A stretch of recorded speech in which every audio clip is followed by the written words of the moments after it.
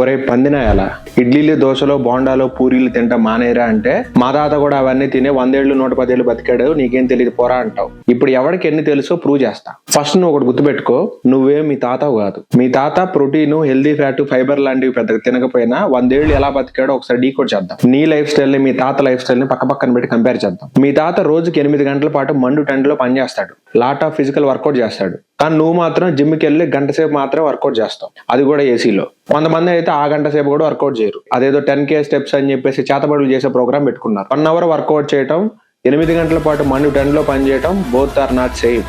మీ తాత ఈవినింగ్ 7ంటికి నులక మంచంలో పడుకుంటాడు, నువ్వు రాత్రి 10ంటికి కానీ 11ంటికి కానీ, కొంతమంది అయితే 1 or 2 కానీ పడుకుంటారు. Both are not same.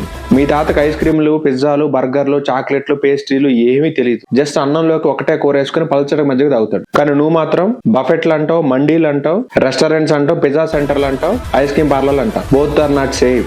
మీ తాతకి తినడం, పొలానికి వెళ్ళడం, మళ్ళీ ఇంటికి వచ్చి తినడం, మీ అమ్మకు ఒక రౌండ్ వేసుకోవటం, నొలక మంచంలో తొంగోవటం, ఇవి తప్ప పెద్ద స్ట్రెస్ఫుల్ జీవితం అనేది ఆయన గడపలేదు.